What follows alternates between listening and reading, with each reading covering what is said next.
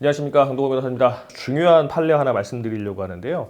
일단 신문에서 이제 소개된 판례입니다. 2021년 1월 8일 한국경제에서 나온 판례인데 기사인데 그 판례를 이제 중심으로 해가지고 설명을 했어요.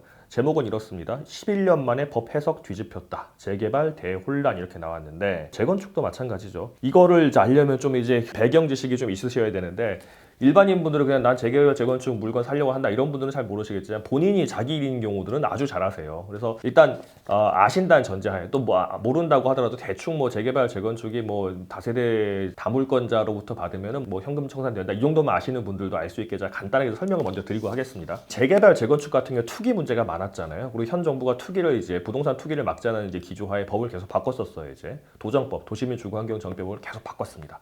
근데 이 이제 분양 이제 하려면요. 원래 내가 재개발 재건축 지역에 하나만 가지고 있다가 그거를 누구한테 팔았으면 그걸 산 사람은 그 사람의 조합원지를 그대로 승계 받아가지고 분양 받을 수 있는 게 원칙이에요.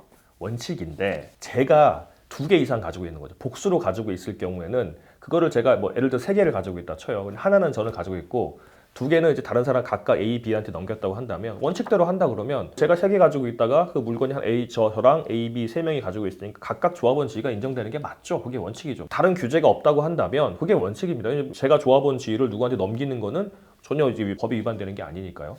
그런데 투기가 제가 3개를 가지고 있을 때 하나는 제가 막 이제 많이 가져갈 거 사는데 2개, 3개 팔면은 그거를 이제 거래가 활발하고 막 이렇게 되면은 이제 부동산 거래 시장이 이제 과열이 돼가지고 가격이 계속 올라가고 또 이 제가 팔 때 손해보고 안 팔겠죠. 뭐 1,000만 원이라도 붙여서 팔면 그 사람 또 판다 그러면 그 사람은 또 한 1,000만 원, 또 뭐 1억, 2억씩 붙여서 팔면은 시세가 계속 앙등하기 때문에 이 부동산 투기를 방지하는 정책적 목적에 위반된다고 해가지고 다물권자로부터 이 소유권을 이제 그 넘겨받는 사람, 물건을 넘겨받는 사람은 일정한 요건 하에 현금 청산자가 되게 한다는 게 이제 법제처의 해석이었습니다. 그러니까 조합원주의가 인정 안 되는 게 법제처 해석이었어요.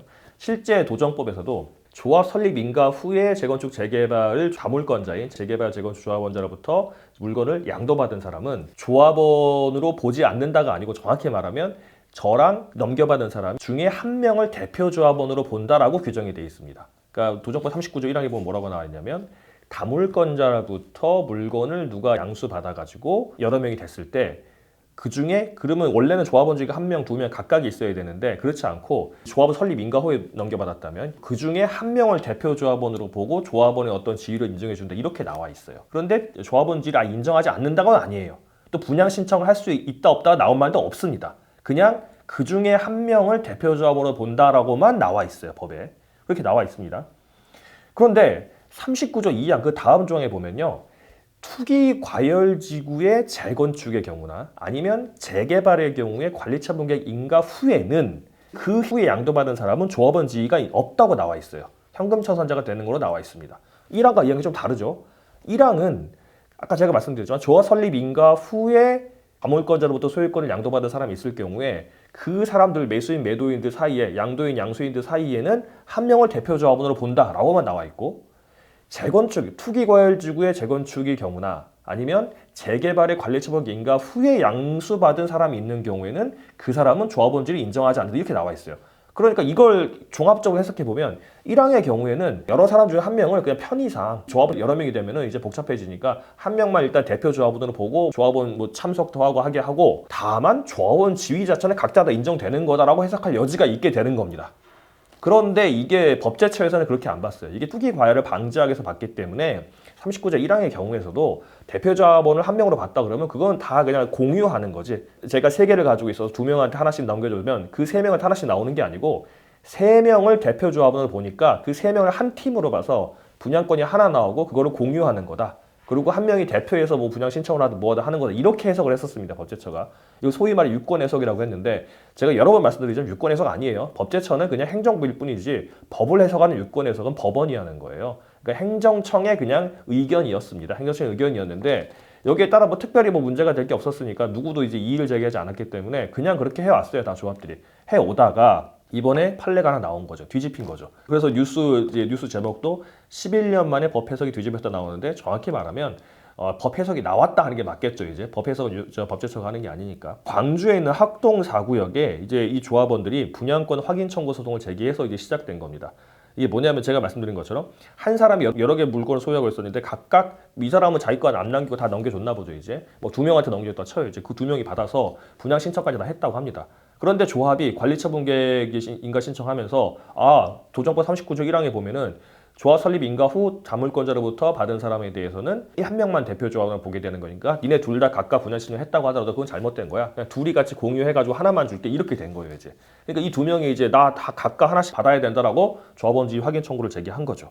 그래서 이제 문제가 됐었는데 1심에서는 패소했다고 합니다. 1심에 패소했는데 고등법원에서는 뒤집었대요.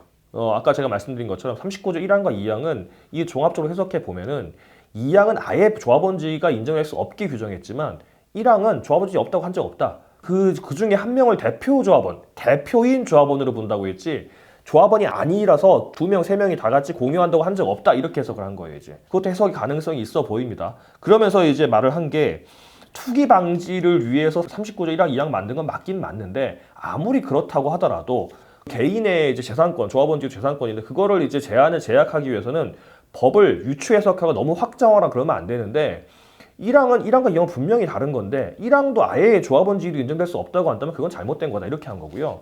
또 하나 근거를 든 게 뭐냐면 이 광주 고등법원이 제가 이거는 맞다고 보는데요.